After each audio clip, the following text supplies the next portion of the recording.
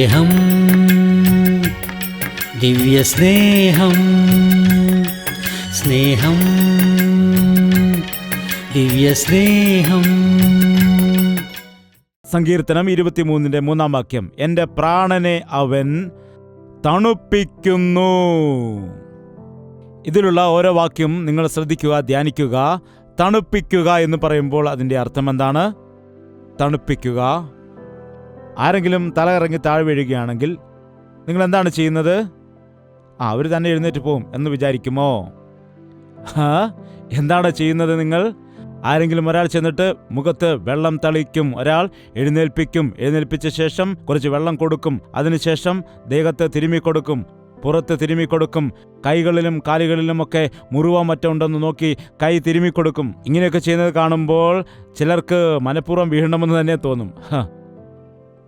ഞാനൊന്ന് വീണതായ സമയത്ത് മനുഷ്യർ ഓടി വന്ന് എന്നെ ഇത്രമാത്രം ആശ്വസിപ്പിക്കുന്നുണ്ടെങ്കിൽ, യഥാർത്ഥത്തിൽ ദൈവം ഞാൻ വീണു കിടക്കുമ്പോൾ എന്നെ അവൻ ആശ്വസിപ്പിക്കുന്നത് അനുഭവിച്ചറിയുമ്പോൾ, എൻ്റെ കാര്യങ്ങൾ നടത്തുമ്പോൾ, എന്നെ ബലപ്പെടുത്തുമ്പോൾ, അല്ലെങ്കിൽ നീ കഷ്ടത്തിലായിരിക്കുമ്പോൾ, നീ നിരാശപ്പെട്ടിരിക്കുന്ന സമയത്ത്, നീ ദുഃഖിക്കുന്നതായ സമയത്ത് നിന്നെ ആശ്വസിപ്പിക്കുന്ന ദൈവം, നിന്നെ പരിപാലിക്കുന്ന ദൈവം, നിന്റെ ജീവിതത്തിൽ നിരാശ കടന്നു വരുമ്പോൾ ദൈവം എന്താണ് ചെയ്യുന്നത്? യഥാർത്ഥത്തിൽ നിന്നെ ആശ്വസിപ്പിക്കും, നിന്നെ തണുപ്പിക്കും. അവൻ നിന്റെ കണ്ണുനീരവൻ തുടയ്ക്കും, നിന്നെ അവൻ ചേർത്തണയ്ക്കും, നിന്നെ അവൻ ആശ്വസിപ്പിക്കും. എത്ര വലിയ ദൈവമാണ് നമുക്കുള്ളത്! വിളിച്ചാൽ വിളി കേൾക്കുന്ന ദൈവമാണ് നമ്മുടേത്. ചോദിച്ചാൽ നൽകുന്ന ഒരു കർത്താവുണ്ട് നമുക്ക്. നാം വിശ്വസിച്ചാൽ അത്ഭുത കാര്യങ്ങൾ നമുക്ക് വേണ്ടി ചെയ്യുന്ന ഒരു കർത്താവ് നമുക്കുണ്ട്. നീ അവനിൽ വിശ്വസിക്കുകയാണെങ്കിൽ, അവൻ്റെ കീഴിൽ നീ ആയിരിക്കുന്നുവെങ്കിൽ, അവൻ നിന്റെ ഇടയനാകുന്നുവെങ്കിൽ, അവൻ്റെ ഇഷ്ടമനുസരിച്ച് നീ ജീവിച്ചാൽ, പച്ചയായ പുൽപ്പറങ്ങളിൽ അവൻ നിന്നെ കിടത്തും, സ്വസ്ഥതയുള്ള വെള്ളത്തിനരികിലേക്ക് അവൻ നിന്നെ നടത്തും. നിന്റെ പ്രാണനെ അവൻ തണുപ്പിക്കും. തിരുനാമം നിമിത്തം എന്നെ നീതിപാതകളിൽ നടത്തുന്നു. നിങ്ങൾ ശ്രദ്ധിക്കുക. നീ പൊയ്ക്കോ, ഞാൻ വന്നേക്കാം എന്നല്ല കർത്താവ് പറയുന്നത്. നിന്നോടൊപ്പം നടക്കുന്നവനാണ്, നിന്നോട് കൂടെ വരുന്നവനാണ്. അനേകം ആളുകൾ ഈ ദിവസം വലിയ വലിയ കാര്യങ്ങൾ പറയുമെങ്കിലും മറ്റുള്ളവരുടെ കഷ്ടത കണ്ട് സഹായിക്കില്ല. നിങ്ങൾ പൊയ്ക്കോ, ഞാൻ ബൈക്കിൽ വന്നേക്കാമെന്ന് പറയും, അല്ലാതെ ബൈക്ക് മാറ്റിവെച്ചിട്ട് അവരോടൊപ്പം നടന്നു പോകുമോ? ഇല്ല. നമ്മുടെ കർത്താവ് നമ്മോട് കൂടെ നടക്കുന്നവനാണ്. നമ്മെ അവൻ ഉപേക്ഷിക്കുകയില്ല, കൈവിടുകയുമില്ല. തിരുനാമനിമിത്തം എന്നെ നീതിപാതകളിൽ നടത്തുന്നു. കൂരിരുൾ താഴ്വരയിൽ കൂടി ഞാൻ നടന്നാലും ഒരു അനർത്ഥവും ഭയപ്പെടില്ല. കൂരിരുളിൻ്റെ താഴ്വര എന്ന് പറയുമ്പോൾ അതെങ്ങനെ ഇരിക്കുമെന്ന് ആർക്കെങ്കിലും അറിയാമോ? കറണ്ട് പോയാൽ പിന്നെ എന്തായിരിക്കും അവസ്ഥ? ഇപ്പോൾ കറണ്ട് പോയ അപ്പോൾ തന്നെ ഞങ്ങൾ സെൽഫോൺ ഓൺ ചെയ്യും, അല്ലേ? അതിൽ ടോർച്ച് ഉണ്ടല്ലോ.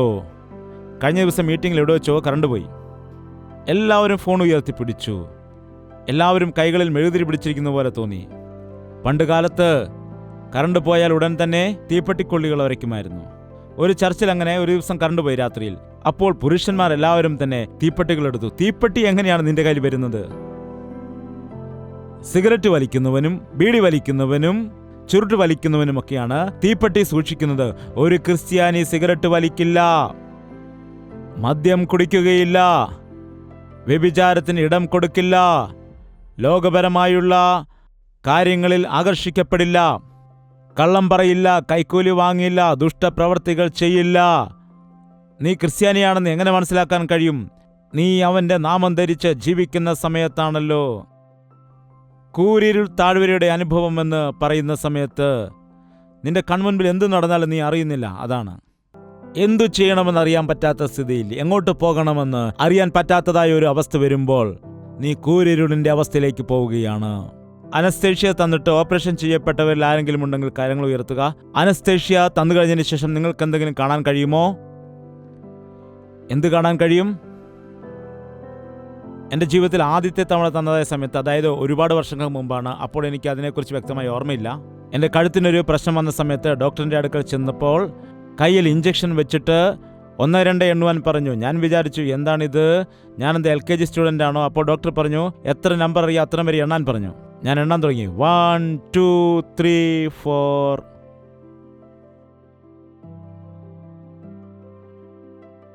അത്രേ എണ്ണിയുള്ളൂ. പിന്നെ അനങ്ങാതിരിക്കുകയാണ്. അപ്പോൾ ഡോക്ടർ തട്ടി ജയ്പാൾ ജയ്പാൾ എന്ന് വിളിച്ചപ്പോൾ ഞാൻ അനങ്ങുന്നില്ല. എവിടേക്കാണ് പോയത്? മരിച്ചുപോയോ? ജീവനുണ്ടോ? ജീവനോടുണ്ട്. പക്ഷെ എന്താണ് പറ്റിയത്? ചുറ്റും ഇരുട്ടാണ്, എനിക്കൊന്നും തന്നെ അറിയുന്നില്ല, ഒന്നും തന്നെ മനസ്സിലാക്കാൻ കഴിയുന്നില്ല. ആ തിയേറ്ററിൽ കിടന്ന് മരിച്ച എത്രയോ ആളുകളുണ്ട്. അനസ്തേഷ്യ കിട്ടിയിട്ട് പിന്നെ ഉണരാതിരുന്ന എത്രയോ ആളുകളുണ്ട്. ഹോസ്പിറ്റലിൽ കൊണ്ടുപോയിട്ട് ചികിത്സ ചെയ്തപ്പോൾ തെറ്റുപറ്റിയെന്ന് പറഞ്ഞുകൊണ്ട് പിന്നീട് ശവം കൊണ്ടുവരുന്നതായ അനുഭവം എത്രയോ ആളുകളുടെ ജീവിതങ്ങളിൽ നാം കണ്ടിട്ടുണ്ട്. ഇങ്ങനെയുള്ള ആപത്ത് കാലങ്ങളിൽ ചില സന്ദർഭങ്ങളിൽ നാം ഭയങ്കരമായ പോരാട്ടങ്ങൾ ഉണ്ടാകുന്ന സമയത്ത്, ഡോക്ടർമാർ നിസ്സഹായരായി നിൽക്കുന്നതായ സമയത്ത് നമ്മുടെ ജീവിതം അന്ധകാരത്തിലേക്ക് കൂപ്പുകുത്തിപ്പോകാനിടയാകുന്നു. ഞാൻ ചിന്തിക്കാറുണ്ട് സഹോദരിമാരെക്കുറിച്ച്. സ്ത്രീകൾ പ്രസവവേദന അനുഭവിക്കുന്നതായ സമയത്ത് അല്ലെങ്കിൽ സർജറി നടക്കുന്ന സമയത്ത് ഒരു അന്ധകാരത്തിൽ പോയിട്ടാണ് അവൾ തിരിച്ചു വരുന്നത്. ഒരു ആഴങ്ങളിലേക്ക് പോയിട്ട് തിരികെ വരികയാണ്. അത് സകല വേദനയെക്കാളും വലിയ വേദനയാണെന്ന് കർത്താവ് പറയാനിടയായി. എത്രയോ അമ്മമാർ ഈ കാലത്ത് ആ വേദനയിൽ പ്രസവത്തോടു കൂടി തന്നെ മരിക്കുന്നുണ്ട്. പ്രസവ സമയത്ത് തന്നെ അമ്മയും കുഞ്ഞും മരിച്ചു പോകുന്നു. പ്രസവ സമയത്ത് അല്ലെങ്കിൽ സർജറി നടക്കുമ്പോൾ അമ്മയും കുഞ്ഞും മരിക്കുന്നു. ഓക്സിജൻ കിട്ടാത്തത് കൊണ്ട് മരിച്ചു പോകാറുണ്ട്. പല പല കാരണങ്ങൾ കൊണ്ട് പല ആളുകളും മരിച്ചു പോകാറുണ്ട്. എന്നാൽ ദൈവത്തിൽ വിശ്വസിക്കുന്ന ആളുകൾക്ക് ആ വ്യക്തി ഒരു തിയേറ്ററിലേക്ക് പോയാൽ അവിടെ ഒരു സർജറി അവന് നടന്നാൽ അല്ലെങ്കിൽ ഒരു അപകടത്തിൽപ്പെടുകയാണെങ്കിൽ, ചില സന്ദർഭങ്ങളിൽ നമ്മുടെ ജീവിതത്തിലും അങ്ങനെ ഉണ്ടാകാറുണ്ട്. എന്തു ചെയ്യണമെന്നറിയാൻ കഴിയാതെ, എങ്ങോട്ട് പോകണമെന്നറിയാൻ കഴിയാതെ അന്ധകാരത്തിൻ്റെ ആഴങ്ങളിൽ തപ്പിത്തടയുന്ന അവസ്ഥ ഉണ്ടാകാറുണ്ട്. എന്തൊക്കെ സംഭവിക്കുന്നുവെന്ന് അറിയാൻ കഴിയില്ല, എന്തു ചെയ്യണം എന്നറിയാൻ കഴിയാത്തതായ ഒരു ആപത്കാലം ഉണ്ടാകുന്ന സമയത്ത് അനേകർക്ക് പ്രത്യാശ നഷ്ടപ്പെട്ടു പോകുന്നു. നാം ആണെങ്കിലോ, കൂരിരുൾ താഴ്വരയിൽ കൂടി നടന്നാലും ഞാൻ ഒരു അനർത്ഥവും ഭയപ്പെടുകയില്ല, എൻ്റെ കർത്താവ് എനിക്കുള്ളത് കൊണ്ട്. ഞാൻ ഏത് കുഴിയിൽ വീണാലും, ഏത് പ്രശ്നത്തിൽ അകപ്പെട്ടാലും, ഞാൻ ഏതു സ്ഥിതിയിലാണെങ്കിലും എൻ്റെ കർത്താവിൻ്റെ കരം എന്നെ സ്പർശിക്കുവാനിടയാകും. അവൻ എന്നെ എഴുന്നേൽപ്പിക്കും. എൻ്റെ ജീവിതത്തിൽ ഞാൻ നിലനിന്നു, ഞാൻ നേരെ നിന്നു എന്ന് ദാവീദ് പറഞ്ഞു. നമ്മുടെ ജീവിതത്തിൽ അങ്ങനെയുള്ള അനുഭവങ്ങൾ നമുക്ക് ഉണ്ടായിട്ടുണ്ടോ? നിങ്ങളുടെ ജീവിതത്തിൽ അങ്ങനെയുള്ളതായ അനുഭവങ്ങൾ ഉണ്ടായിട്ടുണ്ടോ? അവയെ ഓർത്തുകൊണ്ട് നിങ്ങൾ കർത്താവിനെ സ്തുതിക്കുന്നുണ്ടോ? കൂരിരുൾ താഴ്വരയിൽ കൂടി നടന്നാലും നീ ഒരു അനർത്ഥവും ഭയപ്പെടുകയില്ല. നിന്റെ ശരീരത്തിൽ എത്ര സർജറികൾ നടന്നാലും, നിന്റെ കുടുംബത്തിൽ എത്രമാത്രം പ്രശ്നങ്ങൾ ഉണ്ടായെങ്കിലും ശരി, നിന്റെ ആരോഗ്യസ്ഥിതി മോശമായി തീർന്നാലും, നിന്റെ കുടുംബത്തിൽ പിശാചിന്റെ തന്ത്രങ്ങൾ പ്രവർത്തനങ്ങൾ നടന്നാലും, സാമ്പത്തിക പ്രശ്നത്തിൽ അകപ്പെട്ടാലും, നിന്റെ ബന്ധുക്കളായവരെല്ലാം തന്നെ നിനക്കെതിരായിട്ട് അണിനിരുന്നാലും, നിന്റെ ജീവിതത്തിൽ ഒന്നും ചെയ്യുവാൻ പറ്റാത്ത അവസ്ഥ വന്നാലും ശരി, ദൈവം നിന്റെ കൂടെയുണ്ടെങ്കിൽ, ഇടയം നിന്റെ കൂടെയുണ്ടെങ്കിൽ ഒരു ആപത്തും നിനക്ക് വരികയില്ല. നീ എന്നോട് കൂടെയിരിക്കുന്നുവല്ലോ, നിന്റെ വടിയും കോലും എന്നെ ആശ്വസിപ്പിക്കുന്നു. എന്താണ് വായിക്കുന്നത്? നിന്റെ വടിയും കോലും. വടി എന്ന് പറയുമ്പോൾ ഒരു വശം വളഞ്ഞൊരു പിടി പോലെയുള്ളതായ ഒരു നീളമുള്ള വടിയായിരുന്നു പണ്ട് കാലത്തൊക്കെ ഉപയോഗിച്ചു കൊണ്ടിരുന്നത്. അത് ഒരു വശം വളഞ്ഞിരിക്കും. യേശുവിൻ്റെ കയ്യിലും അങ്ങനെ ഒരു വടി ഉള്ളതായിട്ട് നമുക്കറിയാൻ കഴിയും. അത് നല്ല നീളമുള്ള ഒരു വടിയായിരിക്കും. നല്ല നീളമുള്ളതായിട്ട് ഒരു വശത്ത് പിടിയുള്ള ഒരു വടിയായിരിക്കും. അത് കോലെന്ന് പറയുമ്പോൾ ഇത്രയും നീളമുള്ളതായ ഒരു ദണ്ഡാണ്. അത് അടിക്കുവാനാണ് സാധാരണ ഉപയോഗിക്കുന്നത്. എന്നെ അതിശയിപ്പിക്കുക എന്താണെന്ന് വെച്ചാൽ, വടിയും കോലും എന്താണ് അവിടെ ചെയ്യുന്നുവെന്നാണ് പറയുന്നത്. എന്താണ്? എന്നെ ആശ്വസിപ്പിക്കുന്നു. ഈ ആടുകളാണെങ്കിൽ വകതിരിവില്ലാത്തതാണ്. പെട്ടെന്ന് വഴിതെറ്റിപ്പോയേക്കാം, കബളിപ്പിക്കപ്പെട്ടേക്കാം. ഇടയൻ കൂടെ ഉണ്ടായിരിക്കുന്ന സമയത്തും ചില ആടുകളാണെങ്കിൽ ഏതെങ്കിലുമൊക്കെ രീതിയിൽ വേറെ വഴിയെ പോകാൻ ശ്രമിക്കാറുണ്ട്. മറ്റൊരു പ്രശ്നം എന്താണെന്ന് വെച്ചാൽ, ഒരെണ്ണം വഴിതെറ്റിപ്പോയി എന്ന് വിചാരിക്കുക, ബാക്കിയുള്ള ആടുകൾ എന്തു ചെയ്യും? അതിൻ്റെ പുറകെ തന്നെ പോകും. അതുകൊണ്ട് ഈ ഇടയൻ എന്തു ചെയ്യുമെന്നറിയാമോ? ആ വലിയ വടിയെടുത്തിട്ട് ഈ ആട് പോകുമ്പോൾ അതിൻ്റെ കാലിൽ കൊളുത്തിയിട്ട് വലിക്കും. കാലിൽ കൊളുത്തിയിട്ട് വലിക്കുന്നതായ സമയത്ത് അത് കുഴിയിൽ വീഴാതെ വഴിതെറ്റിപ്പോകാതെ രക്ഷിക്കപ്പെടും.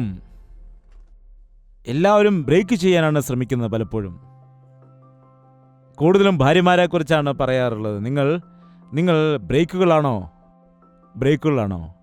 നിങ്ങൾ ബ്രേക്ക് ചെയ്യുന്നത് കൊണ്ടാണ് വണ്ടി നേരെ പോകാനിടയാകുന്നത്, അല്ലെങ്കിൽ അത് എവിടെയോ ചെന്ന് ഇടിച്ചു മറിയാനിടയാകും. ഒരു സഹോദരൻ പറഞ്ഞു, എൻ്റെ ഭാര്യ എല്ലാത്തിനും എന്നെ ബ്രേക്ക് ചെയ്യുകയാണ്. ഞാൻ ചോദിച്ചു, നിങ്ങളുടെ ബൈക്കിന് ബ്രേക്ക് ഉണ്ടോ എന്ന്. അയ്യോ, ബ്രേക്കില്ലെങ്കിൽ പിന്നെ എങ്ങനെയാണ് ഓടിക്കുന്നത്? ഞാനും പറഞ്ഞ ബ്രേക്കിൻ്റെ ആവശ്യമില്ലല്ലോ, എടുത്ത് കളഞ്ഞേക്കൂ, ഇല്ലെങ്കിൽ അപകടമാണ്. അതാണ് ഞാൻ പറഞ്ഞത്. ഭാര്യ നിങ്ങളെ ബ്രേക്ക് ചെയ്തില്ലെങ്കിൽ നിങ്ങൾക്കും അപകടമുണ്ടാകും. അപ്പോൾ കുറച്ച് ഇരുന്ന് ചിന്തിച്ചിട്ട് ആലോചിച്ചിട്ട് ശരിയായ തീരുമാനമെടുക്കുവാനിടയാകും. എന്താണ്? ദൈവവും ബ്രേക്ക് ചെയ്യാറുണ്ട്. ദൈവം എന്തിനാണ് ബ്രേക്ക് ചെയ്യുന്നത്? ഒരു സഹോദരൻ പറഞ്ഞു, എന്നെ മുമ്പോട്ട് വിടാൻ ദൈവം അനുവദിക്കുന്നില്ല എന്ന്. ഞാൻ പറഞ്ഞു, അതെന്താണ് ദൈവം ചെയ്യുന്നത്? ദൈവം അങ്ങനെ മുമ്പോട്ട് വിടാൻ ആഗ്രഹിക്കുന്നില്ലെങ്കിൽ അതിൻ്റെ അർത്ഥം അവിടെ കുഴിയുണ്ടെന്നാണ്, അപകടമുണ്ടെന്നാണ്, നീ പോകുന്ന വഴി ശരിയില്ലെന്നാണ് അർത്ഥം. നിനക്ക് ഇതിനേക്കാൾ നല്ല വഴി ദൈവം കാണിച്ചു തരും എന്നാണ് അർത്ഥം. ദൈവം ആർക്കും ദോഷം ചെയ്യുന്ന ദൈവമല്ല, എല്ലാവരെക്കുറിച്ചും നന്മ മാത്രമേ ഉള്ളൂ. ഒരിക്കലും അവൻ ആർക്കും ദോഷം ചെയ്യുകയില്ല. നീ പോകുന്ന വഴി ശരിയല്ല എങ്കിൽ ദൈവം നിന്നെ പിൻപോട്ട് പിടിച്ചു വലിക്കും. അപ്പോൾ കോലെന്ന് പറയുന്നത് എന്താണ്? ഒരു പ്രാവശ്യം വഴിതെറ്റിപ്പോയാൽ വീണ്ടും വലിക്കും, വീണ്ടും വഴിതെറ്റിപ്പോയാൽ ഒന്നുകൂടെ വലിക്കും. പിന്നെ നീ പോവുകയാണ് എങ്കിൽ പതിയെ ആ വടിയെടുത്തിട്ട് ഒറ്റ അടി തരും നിനക്കിട്ട്. അപ്പോൾ ആടുകൾ എങ്ങനെ അലയ്ക്കുന്നേ? ഇവിടെ ഒരുപാട് ആടുകളുണ്ടല്ലോ. അങ്ങനെ ആ മുറിവിൽ നിന്ന് രക്തം വരുവാണെങ്കിൽ എന്ത് ചെയ്യും? നിനക്ക് അങ്ങനെ തന്നെ വരണമെന്ന് പറയില്ല. പിന്നെ എന്താണ് ചെയ്യുന്നത്? ആ മുറിവിലേക്ക് മരുന്ന് വെച്ച് നല്ലവണ്ണം കെട്ടുവാനിടയാകും. മരുന്ന് വെച്ച് കെട്ടിയിട്ട് എന്തു ചെയ്യുമെന്നറിയാമോ? തോളിലെടുത്തുകൊണ്ട് നടക്കാനിടയാകും. തോളിലിരിക്കുന്ന സമയത്ത് അതിങ്ങനെ ആടി മുൻപോട്ട് പോകുന്നത് കാണുവാൻ കഴിയും. ബാക്കിയുള്ള ആടുകളെല്ലാം തറക്കൂടെ നടന്നു പോകുമ്പോൾ തോളിലിരിക്കുന്ന ആട് നോക്കും. നോക്കിക്കോ, എനിക്ക് ഒരടി കിട്ടിയെങ്കിലും ഇപ്പോൾ ഞാൻ എവിടെയാണ് കയറിയിരിക്കുന്നത്? ഇടയൻ്റെ തോളിലാണ് കയറിയിരിക്കുന്നത്. എന്താണ്? ദൈവം നമ്മെ ശിക്ഷിക്കുകയാണെങ്കിൽ തീർച്ചയായും അതിന് ഡബിളായിട്ട് നമ്മെ ആശ്വസിപ്പിക്കുവാനും ഇടയാകും. അതുകൊണ്ടാണ് പറയുന്നത്, നിന്റെ വടിയും കോലും എന്നെ ആശ്വസിപ്പിക്കും. അടുത്ത വാക്യം എന്താണ് പറയുന്നത്? എൻ്റെ ശത്രുക്കൾ കാണുകേ നീ എനിക്ക് വിരുന്നൊരുക്കുന്നു, എൻ്റെ തലയെ എണ്ണ കൊണ്ട് അഭിഷേകം ചെയ്യുന്നു. എന്താണ്? ശത്രുക്കൾ കാണുകേ വിരുന്നൊരുക്കുന്ന ദൈവം. നീ ദൈവത്തിന്റെ ഹിതമനുസരിച്ച് ജീവിച്ചാൽ നിന്റെ ശത്രുക്കളെ നിന്റെ മിത്രങ്ങളാക്കി അവൻ മാറ്റും. നിന്നെ എതിർക്കുന്ന ആളുകളെ നിന്റെ സന്നിധിയിൽ വന്ന് ക്ഷമ ചോദിക്കാൻ ഇടയാക്കും. ആരൊക്കെയാണോ നിന്റെ ശത്രുക്കളായിട്ട് മാറിയത്, അല്ലെങ്കിൽ ആരൊക്കെയാണോ നിന്നെ അപമാനിച്ചത്, നിന്നെ തള്ളിക്കളഞ്ഞത്, നിന്നെ നിന്ദിക്കുവാനിടയായത്, നിന്നെ ദൈവം അനുഗ്രഹിക്കുന്നത് കണ്ടിട്ട് അവർ, നിന്റെ കൂടെ ദൈവമുണ്ടെന്ന് അറിയുന്ന സമയത്ത് അവർ, നമുക്കറിയാം ഇസ്ഹാക്കിന്റെ ജീവിതത്തിൽ അവൻ കിണറുകൾ കുഴിക്കാനിടയായി. അബ്രഹാമിന്റെ കാലത്ത് ഉണ്ടായിരുന്ന മൂടപ്പെട്ടു പോയതായ കിണറുകൾ അവൻ കുഴിക്കാനിടയായി. അപ്പോൾ ശത്രുക്കൾ വന്നിട്ട് എന്താണ് പറഞ്ഞത്? ഇത് ഞങ്ങളുടെ കിണറാണ്, ശരി എടുത്തോ എന്ന് പറഞ്ഞു. എന്നിട്ട് വേറൊരു സ്ഥലത്ത് പോയി കിണർ കുഴിച്ചു. അവിടെ കിണർ കുഴിച്ച സമയത്ത് അവിടെയും വന്ന് പറഞ്ഞു ഇത് ഞങ്ങളുടേതാണെന്ന്. ശരി എടുത്തോ എന്ന് പറഞ്ഞിട്ട് വേറൊരു സ്ഥലത്ത് പോയി അവിടെ കിണർ കുഴിച്ചു. അവിടെയും വന്ന് പറഞ്ഞു ഇത് ഞങ്ങളുടേതാണെന്ന്. അവനവിടെ നിന്ന് മാറിപ്പോയി. എന്നാൽ കുറെ നാൾ കഴിഞ്ഞപ്പോൾ മനസ്സിലായി, അവനോട് വഴക്കുണ്ടാക്കിയ ആളുകൾക്ക് മനസ്സിലായി, ഇസ്ഹാക്ക് എവിടെ ചെന്നാലും അനുഗ്രഹിക്കപ്പെടുന്നു. അവനെ എതിർത്തത് കൊണ്ട് യാതൊരു പ്രയോജനവുമില്ല.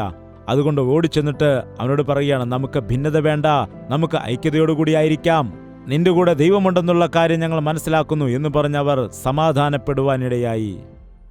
നമ്മുടെ ശത്രുക്കളെ സ്നേഹിക്കാം, നമ്മെ എതിർക്കുന്നവർക്ക് വേണ്ടി പ്രാർത്ഥിക്കാം, നമ്മെ ദ്രോഹിക്കുന്ന ആളുകൾക്ക് ഉപകാരം ചെയ്യാം. നിന്റെ ശത്രു വരികയാണെങ്കിൽ അവൻ ആഹാരം കൊടുക്കൂ, അവനെ സ്നേഹിക്കൂ എന്നാണ് കർത്താവ് നമ്മോട് പറഞ്ഞിട്ടുള്ളത്. എപ്പോഴാണ് നമുക്ക് ദോഷം ചെയ്തിരുന്നതായ ആളുകളെ, നമ്മെ ഉപദ്രവിച്ചതായ ആളുകളെ നാം സ്നേഹിക്കുന്നത്, അപ്പോൾ നമ്മുടെ തല ഉയർക്കുവാൻ ഇടയാകും. ശത്രുക്കൾ കാണുക നിനക്ക് വിരുന്നൊരുക്കും, നിന്റെ തലയെ എണ്ണ കൊണ്ട് അഭിഷേകം ചെയ്യും, നിന്റെ പാനപാത്രവും നിറഞ്ഞ് കവിയുമാറാക്കും. ശ്രദ്ധിക്കുക, ക്രിസ്തീയ ജീവിതമെന്ന് പറഞ്ഞാൽ അത് നിറഞ്ഞ് കവിയുന്നതായിട്ടുള്ള ഒരു അനുഭവമാണ്. പൈപ്പിൻ്റെ അരികിൽ പലരും കുടം കൊണ്ടുവയ്ക്കാറുണ്ടല്ലോ. ഒരു സ്ത്രീ കുടം കൊണ്ടുവച്ചു, വെള്ളം വന്ന് നിറഞ്ഞ് കവിയുകയാണ്. അത് തിരിച്ചു വെച്ചു. ആ കുടമെടുത്ത് തിരിച്ചു വയ്ക്കാനിടയായി. ഇപ്പോൾ കുടത്തിന്മേൽ വെള്ളം വീഴുമ്പോൾ അത് നിറഞ്ഞാണോ കവിയുന്നത്, അല്ലാതെയാണോ കവിയുന്നത്? അനേകം ആളുകളുടെ ജീവിതവും ഇത്തരത്തിലാണുള്ളത്. ഹൃദയം അടച്ചു വെച്ചുകൊണ്ട് ദൈവത്തിന്റെ സന്നിധിയിൽ നീ ഇരുന്നാൽ നിന്റെ ചുറ്റുപാടും എത്ര വെള്ളം വന്ന് നിറഞ്ഞാലും നിന്റെ ഹൃദയം നിറയുകയില്ല. നിങ്ങൾ കൈകളടിച്ച് ദൈവത്തെ ആത്മാവിൽ പാട്ടുപാടി ആരാധിക്കുന്ന സമയത്ത് അറിയാൻ കഴിയും നിങ്ങൾ എത്രമാത്രം നിറഞ്ഞു കവിയുന്നുണ്ട് എന്ന്. ദൈവസാന്നിധ്യം എത്രത്തോളം അനുഭവിക്കുന്നുവെന്ന് മനസ്സിലാക്കാൻ കഴിയും. എന്താണ്? ഇന്ന് അനേകരും ആർട്ടിഫിഷ്യലായിട്ടാണ് ആരാധന നടത്തുന്നത്. ആരാധന എന്തിനു വേണ്ടിയാണ് ചെയ്യുന്നത്? വീഡിയോയ്ക്ക് വേണ്ടിയുള്ള ആരാധന. എന്താണ്? വലിയ മ്യൂസിക്കൊക്കെ ഇട്ട്. നമ്മൾക്ക് കൂടുതലായിട്ട് ദൈവത്തെ ആരാധിക്കുന്നത് ഇൻസ്ട്രുമെന്റ്സ് ആണ്. ഇന്ന് ഇൻസ്ട്രുമെന്റ്സിന്റെ ശബ്ദമാണ് കേൾക്കുന്നത്, മനുഷ്യന്റെ ശബ്ദം കേൾക്കുന്നില്ല. മനുഷ്യൻ കരങ്ങളടിക്കുന്നത് കേൾക്കുന്നില്ല. ഇൻസ്ട്രുമെന്റ്സിന്റെ ശബ്ദം കൊണ്ട് മുഖരിതമായി മാറുന്നു. നീ ആത്മാവിൽ ദൈവത്തെ ആരാധിക്കണം. നീ ഹൃദയം തുറന്ന് പാട്ടുപാടണം. ആലയത്തിൽ വരുമ്പോൾ നിന്റെ മനസ്സ് നിറഞ്ഞ് കവിയണം. നാം ശൂന്യമായ മനസ്സോടുകൂടിയാണ് ആലയത്തിലേക്ക് വരുന്നത്. എന്നാൽ ഇവിടെ നിന്ന് ഹൃദയം നിറച്ചുകൊണ്ട് പോകണം. ദൈവവചനം നിറച്ചുകൊണ്ട് പോകണം. ഈ ആഴ്ച മുഴുവൻ ജീവിക്കാൻ ആവശ്യമായ വചനം നിറച്ചുകൊണ്ട് പോകണം. ഈ വചനം നിന്റെ ജീവിതത്തിന് മൊത്തം അനുഗ്രഹമായി തീരണം. എത്ര പേർക്ക് അങ്ങനെയുള്ള അനുഭവം ഉണ്ട് എന്ന് എനിക്കറിയില്ല. എന്നാൽ എൻ്റെ പാനപാത്രം, എൻ്റെ ഹൃദയം നിറഞ്ഞ് കവിയുമാറാകുന്നു. ചില ആളുകളുടെ പോക്കറ്റ് കാലിയായിരിക്കും, അലമാര ശൂന്യമായിരിക്കും, ഒന്നും തന്നെ കാണില്ല. വീടുണ്ടെന്ന് ചോദിച്ചു ഒരുത്തൻ പറയുകയാണ് പണയമാണെന്ന്. എൻ്റെ അപ്പൻ വീട് വെച്ചു, അതെൻ്റെ സ്വന്തമാണെന്നാണ് വിചാരിച്ചത്. എന്നാൽ ഇപ്പോൾ കടക്കാർ വന്ന് പറയുന്നു ഈ വീട് പണയം വെച്ചിട്ട് ഒരുപാട് പണം വാങ്ങിയിട്ടുണ്ട് എന്ന്. എന്താണ് നിന്റെ ജീവിതത്തിൽ നീ സാധിക്കാനിടയായത്? 40 വർഷം നീ ജോലി ചെയ്തു, 20 വർഷം ബിസിനസ് ചെയ്തു. എന്നാൽ നിന്റെ ജീവിതത്തിൽ നിനക്കതുകൊണ്ട് എന്താണ് നേടുവാനിടയായത്? ചിന്തിക്കുക. ഒരാൾ പറഞ്ഞു ഒളിച്ചോടി പോകേണ്ടി വന്നു എന്ന്. നിങ്ങൾ ശ്രദ്ധിക്കുക, വലിയ വലിയ പണക്കാർ പോലും ജീവിതത്തിൽ പലപ്പോഴും ഒന്നും നേടാൻ പറ്റാത്ത അവസ്ഥയിലാണ്. എന്നാൽ ദൈവം നിന്നെ അനുഗ്രഹിക്കുകയാണെങ്കിൽ നിന്റെ പാനപാത്രം നിറഞ്ഞ് കവിയുവാനിടയാകും. എൻ്റെ ആയുഷ്കാലം ഒക്കെയും, എൻ്റെ ആയുസ്സിൻ്റെ ദിനമെന്നല്ല പറയുന്നത്, നന്മയും കരുണയും എൻ്റെ ആയുഷ്കാലമൊക്കെയും എന്നെ പിന്തുടരും. അതെന്നെ പിന്തുടരുവാനിടയാകും. ഒരു 3 പേർ പെട്ടെന്ന് എഴുന്നേറ്റ് വരാമോ? മുൻപിൽ നിൽക്കുന്ന ആളുകൾ 2 പേർ. നന്മയും കരുണയും, നീ കൃപ. അവൻ ദാവീദ്. ഈ വയലറ്റ് ഷർട്ടാണ് കൃപ, ആ ഗ്രീൻ ഷർട്ടുകാരൻ നന്മ. മുൻപിൽ നിൽക്കുന്ന ആൾ ദാവീദ്. ദാവീദിൻ്റെ ജീവിതകാലം ഒക്കെയും നന്മയും കരുണയും, അതായത് ദൈവത്തിൻ്റെ നന്മയും ദൈവത്തിൻ്റെ കരുണയും പിറകെ പോകുമെന്നാണ് പറയുന്നത്. നോക്കുക,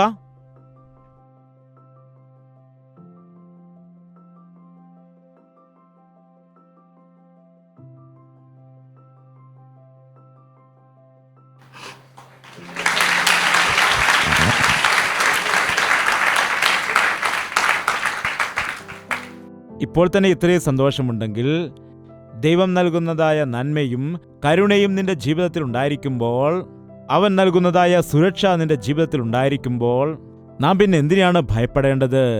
നമുക്ക് വേറെ സെക്യൂരിറ്റി ആവശ്യമില്ല. നാം നിരാശപ്പെടേണ്ട കാര്യമില്ല. നാം ഭയപ്പെടേണ്ടതായ കാര്യമില്ല. അതൊരു 3 മാസമോ 6 മാസമോ അല്ല. നിന്റെ ആയുഷ്കാലം മുഴുവനും നന്മയും കരുണയും എൻ്റെ ആയുഷ്കാലമൊക്കെയും എന്നെ പിന്തുടരും. ഞാൻ യഹോവയുടെ ആലയത്തിൽ ദീർഘകാലം വസിക്കും. എപ്പോൾ വരെ നന്മയും കരുണയും പിന്തുടരുമെന്ന് ചോദിച്ചാൽ, കർത്താവിൻ്റെ സന്നിധിയിൽ ചേരും വരെയും. ഭൂമിയിലെ ആലയങ്ങളെല്ലാം ടെമ്പററി ആയുള്ളതാണ്. നമുക്കൊരു ദേവാലയമുണ്ട്, സ്ഥിരമായൊരു ആലയമുണ്ട്. എവിടെയാകുന്നു ആ ആലയം? ആ ദേവാലയമാരാണ്? നോക്കാം. വെളിപ്പാട് പുസ്തകം 21-ാമത്തെ അധ്യായം 22-ാം വാക്യം. മന്ദിരം അതിൽ കണ്ടില്ല, സർവശക്തിയുള്ള ദൈവമായ കർത്താവും കുഞ്ഞാടും അതിൻ്റെ മന്ദിരം ആകുന്നു. എന്താണ് ഇവിടെ പറയുന്നത്? നമ്മുടെ കർത്താവ് തന്നെയാകുന്നു നമ്മുടെ ദൈവാലയം. ആ സ്വർഗത്തിൽ ചെന്നാൽ അവിടെ വേറെ ചർച്ചുകൾ കാണുകയില്ല, വേറെ സഭകൾ കാണുകയില്ല, ഡിനോമിനേഷൻ ഫീലിങ്സ് ഒന്നും കാണില്ല. അവനായിരിക്കും നമ്മുടെ ദൈവാലയം. അവനിൽ വിശ്വസിക്കുന്ന ആളുകൾ അവനോട് കൂടെ തന്നെ നിത്യമായിട്ട് വസിക്കും. അത് എത്ര കാലമാണ്? നിത്യമായിട്ട്, ശാശ്വതമായിട്ട് അവനോടൊപ്പം വസിക്കുവാനിടയാകും. ഈ ലോകത്തിലുള്ളപ്പോൾ നിന്റെ കൂടെ ഉണ്ടായിരിക്കും അവൻ. പച്ചയായ പുൽപ്പുറങ്ങളിൽ അവൻ നിന്നെ കിടത്തും. സ്വസ്ഥതയുള്ള വെള്ളത്തിനരികിലേക്ക് നിന്നെ നടത്തും. കൂരിരുൾ താഴ്വരയിൽ നിന്നോട് കൂടെയിരിക്കും. നിനക്ക് ദുഃഖത്തിൽ നിന്നെ വിടുവിക്കും. കഷ്ടതയിൽ നിന്റെ കൂടെയിരിക്കും. ശത്രുക്കളെ നിന്റെ മിത്രമായിട്ട് മാറ്റും. നീ വഴിതെറ്റിപ്പോകാതെ നിന്നെ ഉപദേശിച്ച് വഴി നടത്തും. അവന്റെ നന്മയും കരുണയും നിന്നെ പിന്തുടരും. നീ ഈ ലോകത്തെ വിട്ടുപോകുന്നതായ സമയത്ത് ആ ദൈവത്തിന്റെ രാജ്യത്തിൽ യുഗയുഗാന്തരമായി നിത്യതയോളം വസിക്കുവാനുള്ളതായ ഭാഗ്യം നൽകുന്നവനാണ് നമ്മുടെ കർത്താവായ യേശു ക്രിസ്തു. ഇപ്പോൾ നീ അവന്റെ ആട്ടിൻകൂട്ടത്തിലുണ്ടോ? കർത്താവ് പറഞ്ഞു, എൻ്റെ ജനം എൻ്റെ വാക്കു കേൾക്കുമെന്ന്. നിനക്കും ദൈവത്തിനും തമ്മിൽ നല്ലൊരു ബന്ധമുണ്ടോ? അവന്റെ സന്നിധിയിൽ നീ മുഴങ്കാൽ മടക്കി പ്രാർത്ഥിക്കുന്നുണ്ടോ? ദൈവത്തോട് മനസ്സ് തുറന്ന് സംസാരിക്കുവാൻ നിനക്ക് കഴിയുന്നുണ്ടോ? അവൻ്റെ വചനം ധ്യാനിക്കുമ്പോൾ, വായിക്കുമ്പോൾ, അവൻ്റെ സന്നിധിയിൽ മുഴങ്കാൽ മടക്കി പ്രാർത്ഥിക്കുമ്പോൾ അവൻ്റെ മൃദുസ്വരം നമുക്ക് കേൾക്കുവാൻ കഴിയും.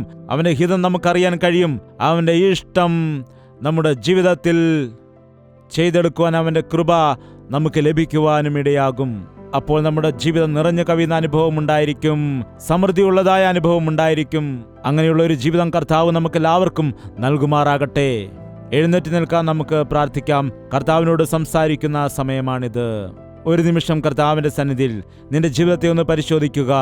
നിന്റെ വിശ്വാസം എങ്ങനെയായിരിക്കുന്നു? നിന്റെ ജീവിതം എങ്ങനെയായിരിക്കുന്നു? ഈ കർത്താവ് നിന്റെ രക്ഷകനായിരിക്കുന്നുവോ? അവൻ നിന്റെ ഇടയനായിരിക്കുന്നുവോ? അവനെ നിന്റെ സ്നേഹിതനാക്കി മാറ്റിയിരിക്കുന്നു. അവനെ ദൈവമായിട്ട് നീ അംഗീകരിച്ചിരിക്കുന്നു. അവനോട് ചേർന്ന് വസിച്ചുകൊണ്ട്, അവനുമായി കൂട്ടായ്മ ആചരിച്ചുകൊണ്ട്, അവൻ്റെ നാമത്തിൽ നീ വിശ്വസിക്കുന്നുണ്ടോ? ഒരു നിമിഷം പരിശോധിച്ച് നോക്കാം. അവൻ്റെ നാമത്തിൽ നീ പ്രാർത്ഥിക്കുന്ന സമയത്ത് വളരെ ശ്രേഷ്ഠമായൊരു സമയമാണിത്. നിന്നെ ആശ്വസിപ്പിക്കുന്ന ദൈവമുണ്ട്, നിന്നെ ബലപ്പെടുത്തുന്ന ദൈവമുണ്ട്, നിന്റെ കണ്ണുനീർ തുടയ്ക്കുന്ന ദൈവമുണ്ട്. നിനക്ക് നന്മ നൽകുന്ന യേശു കർത്താവ്, നിനക്ക് വേണ്ടി പ്രാണനെ നൽകിയ യേശു കർത്താവ്, അവൻ്റെ രാജ്യത്ത് നിന്നെ ചേർക്കുന്നതിന് വേണ്ടി തലമുറ തലമുറയായി യുഗങ്ങളായി അവനോടുകൂടെ ജീവിക്കാനുള്ള ഭാഗ്യം നിനക്ക് നൽകാൻ അവൻ ആഗ്രഹിക്കുന്നു. എന്നാൽ നീ ഈ ലോകത്തെ നോക്കുന്നു, നീ പാപത്തെ പിന്തുടരുന്നു. നിന്റെ ഇഷ്ടം പോലെ നീ ജീവിച്ചുകൊണ്ട് അസംതൃപ്തിയോടെ ആയിരിക്കുന്നു. എപ്പോഴും കുറവുകളാണ്, എപ്പോഴും കുറ്റങ്ങളാണ്, എപ്പോഴും ബുദ്ധിമുട്ടാണ്, എപ്പോഴും ഞെരുക്കങ്ങളാണ്, എപ്പോഴും പ്രശ്നങ്ങളാണ്, എപ്പോഴും രോഗങ്ങളാണ്. ഈ സ്ഥിതിയിൽ നീ ആയിരിക്കുന്നുവെങ്കിൽ ഇന്ന് തന്നെ കർത്താവിൽ പൂർണ്ണമായിട്ട് ആശ്രയിക്കുവാൻ നിന്റെ ജീവിതം അവന്റെ കരങ്ങളിൽ ഏൽപ്പിക്കുക. പ്രാർത്ഥന. പരിശുദ്ധനായ സ്നേഹമുള്ള പിതാവേ, ഒരിക്കൽ കൂടി നിന്റെ മക്കളെ നീ ദർശിക്കണമേ. ഞങ്ങൾക്ക് ഇങ്ങനെയുള്ള അനുഭവം വേണം കർത്താവേ. ദാവീദിനെ പോലെ നിന്നോട് ചേർന്നിരിക്കാൻ ഞങ്ങളെ പഠിപ്പിക്കണമേ. നിന്റെ സന്നിധിയിൽ നിന്റെ വചനം ധ്യാനിക്കുവാൻ ഞങ്ങളെ പഠിപ്പിക്കുമാറാകണമേ. ഞങ്ങളുടെ ഹൃദയം നിന്റെ സന്നിധിയിൽ പകരുവാൻ ഞങ്ങളെ സഹായിക്കണമേ. നന്ദി കൊണ്ടും സ്തുതി കൊണ്ടും ഞങ്ങളുടെ ഹൃദയത്തെ നിറയ്ക്കണമേ. ഈ നശ്വരമായ ഈ ലോകത്തിൽ, ദുഷിച്ചതായ ഈ ലോകത്തിൽ നിനക്ക് വേണ്ടി ജീവിക്കാൻ ഞങ്ങൾക്ക് ശക്തി നൽകുമാറാകണമേ. ഞങ്ങൾക്ക് വിശ്വാസം നൽകണമേ. എവിടെ നോക്കിയാലും ക്ഷാമമാണ്, എവിടെ നോക്കിയാലും കഷ്ടതയാണ്, എവിടെ നോക്കിയാലും രോഗമാണ്. ഇങ്ങനെയുള്ളതായ അവസ്ഥയിൽ ഞങ്ങളെ നടത്തുന്ന ദൈവമായിരിക്കുന്നത് കൊണ്ട് നിന്റെ അടുക്കലേക്ക് വരുവാൻ ഞങ്ങളെല്ലാവരെയും സഹായിക്കുമാറാകണം. എൻ്റെ ഇടയൻ എൻ്റെ യേശുക്രിസ്തുവാണെന്ന് ധൈര്യത്തോടെ പറയുവാൻ ഞങ്ങളെ സഹായിക്കണമേ. ഞങ്ങളുടെ മനസ്സിൽ നിന്റെ സ്നേഹം അനുഭവിക്കുവാൻ ഞങ്ങളെ സഹായിക്കണമേ. ഞങ്ങൾ തെറ്റു ചെയ്താൽ ഞങ്ങളെ ശിക്ഷിക്കണമേ. ഞങ്ങൾ അകന്നു പോകാതെ നീ ഞങ്ങളെ ചേർത്ത് നിർത്തണമേ. ഞങ്ങളെ വിട്ടുപിരിയരുതേ. നീ ഞങ്ങളെ വിട്ടുകളഞ്ഞാൽ ഞങ്ങൾ വീണുപോകും. നീ ഞങ്ങളെ തള്ളിക്കളഞ്ഞാൽ ഞങ്ങൾ നശിച്ചു പോകും. പിശാചിൻ്റെ കയ്യിൽ വീണ് ഞങ്ങൾ തകർന്നു പോകും. കർത്താവേ, നീ ഞങ്ങളുടെ ഇടയനായിട്ടിരിക്കണമേ. ഞങ്ങൾക്ക് സമാധാനം നൽകണമേ. സ്വസ്ഥത നൽകുമാറാകണമേ. ശാന്തി ഞങ്ങൾക്ക് നൽകുമാറാകണമേ. കൃപ ഞങ്ങൾക്ക് നൽകുമാറാകണമേ. നന്മ ഞങ്ങൾക്ക് നൽകണമേ. നിറഞ്ഞു കവിയുന്ന അനുഗ്രഹം ഞങ്ങൾക്ക് നൽകണമേ. യേശു ക്രിസ്തുവിന്റെ നാമത്തിൽ അപേക്ഷിക്കുന്നു പിതാവേ, ആമേൻ. യേശുവേ, യേശുവേ, യേശുവേ, യേശുവേ, യേശുവേ, യേശുവേ, യേശുവേ, യേശുവേ. നിന്നെ നിന്നെ എന്നും ഞാൻ സേവിക്കും. നീ മാത്രം രാജാവെന്നും. നിന്നെ നിന്നെ എന്നും ഞാൻ സേവിക്കും. നീ മാത്രം രാജാവെന്നും. യേശുവേ, യേശുവേ, യേശുവേ, യേശുവേ, യേശുവേ, യേശുവേ, യേശുവേ, യേശുവേ, യേശുവേ, യേശുവേ.